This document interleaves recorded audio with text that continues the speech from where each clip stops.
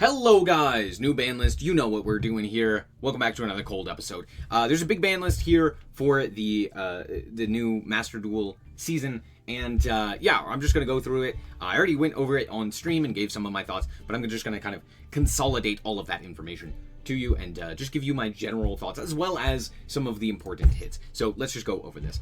Starting off here, we have the forbidden cards, and I just have to say, I've talked about this before, but adding in the actual cards and not just having the blue text is the best change I think that Master Duel has ever implemented in terms of the ban list.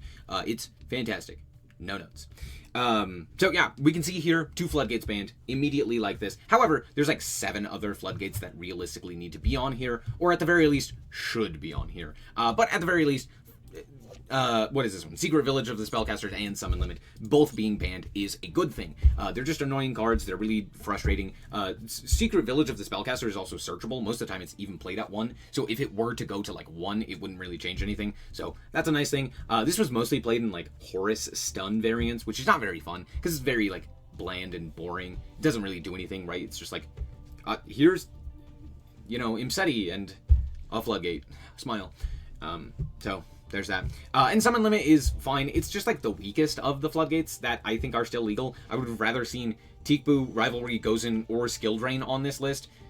Summon Limit's fine, but like, obviously it's incredibly frustrating, but like, all of the other 4 I think are way more frustrating, so there's that. That being said, the reason I haven't mentioned one of these floodgates is because it's also limited, which is Anti-Spell Fragrance. Again, if this card is a problem, why not just ban it? Seems like a problem card. Should just be banned, especially if we're also banning Secret Village. Like, I don't know why this one's still around, but at the very least, it's going down in number, which is nice, so we're less likely to see it, and there's not really a good way to, like, search out this card, at least consistently, so, yeah, for the most part, I think this is okay. Like, it's a good hit. Obviously, it should just go to 0. Not really sure as to why it's going from 2 to 1. Like, again, very clearly it's a problem. You could just ban it. No one would really bat an eye, so, yeah. I guess this is kind of like a buff to Tenpai, but only kind of, because like Tenpai has other options to deal with back row, so there's that. Anyway, moving on. We have a huge semi-limit. I know everyone is going to be clamoring about Maxx limitation. Whoa, crazy. But we already knew this was coming. The OCG put it to 2 as well, and that was several months ago. Then they had another ban list, and it still was at 2, so not really too surprised by this. We did get the Mold Charmies, and then the limitation to the Maxx, which is kind of expected, so again, not too surprising. It's just kind of what not needed, but was expected to happen, so I'm not really too surprised by this. It's a good hit. It's nice, but like, it'd be nicer if it was faster.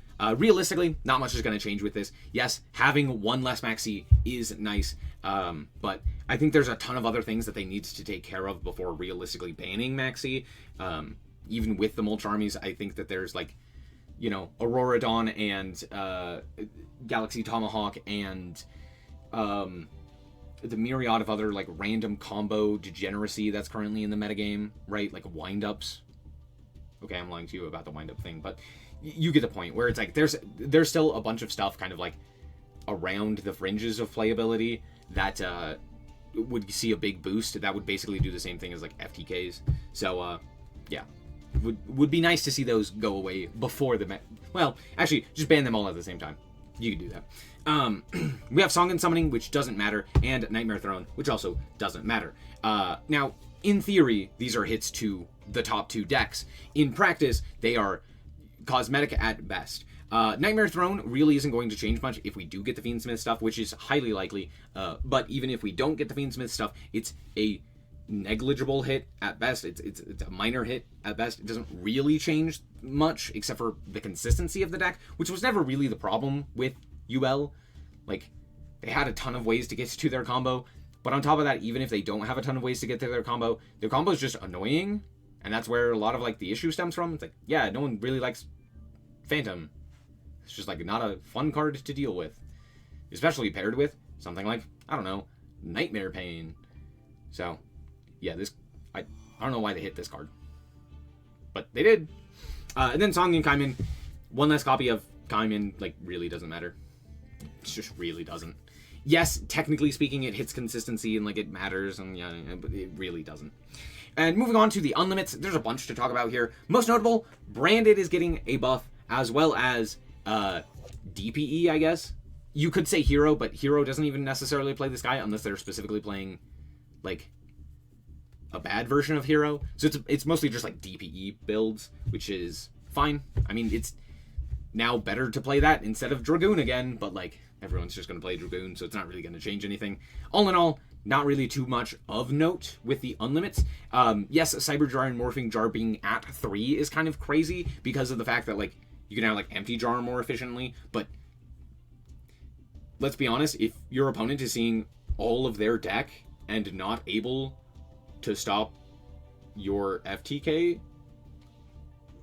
maybe something's wrong with their deck building. That's all I'm going to say. So, yeah, for the most part, I don't really think that this is, like, that big of a deal.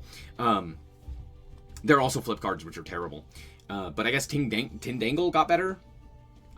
I guess, a little. Alubird from 2 to 3 literally changes, like, nothing for Branded. But now Branded will see more play, so truly a travesty for everyone on the ranked ladder. Sorry. I'm just so sorry for everyone. Also, Saronir going from 1 to 3, like, changes nothing. I don't even think Medidecks play more than 1. I think sometimes Branded played 2. But yeah, that's pretty much it. I honestly, this card being limited was one of the weirdest limits at the time. So there's that. But sure, there you go. And then Branded opening going from 2 to 3 also basically changes nothing. So there's that. That being said, again, don't like it. Put all these cards to 0. Well, except for Saronir. Saronir's fine. But I don't like Branded, so there you go. All in all, though, does this actually change all that much? No, it's not going to change the meta. It's not really going to make anything more interesting. It's just going to be slightly more playable, and by playable I mean like fun, right? You're not going to have to deal with these floodgates as often. You're not going to have to deal with Maxx as often. You're not going to have to deal with your Tenpai opponent drawing Pydra and Kaimen or something along those lines, right? You're not going to have to deal with, you know, inconsistency in Branded. So it's just like making the game more fun, which I think is great. And honestly, a lot of the ban lists in Master Duel have been very similar in nature. So all in all, fantastic ban list, and not really much of note. Obviously, Maxx going to 1 would be more beneficial, and then, of course, even more so than that, being banned would be even better, but alas, eventually I would imagine we get there, especially with the mulch armies. So there's that. Anyway, I'm going to call it quits there. Thank you guys so much for watching, and let me know down below what you guys think. Do you think it's a good ban list? Do you think it's a bad ban list? Do you think it was a shit, terrible, no good, very bad, awful ban list? Let me know. Anyway, thank you guys so much for watching, and remember to always stay frosty. Bye-bye. Shout out to the Frost Guard, my members. Thank you guys so much for the support, and I hope you enjoy the content.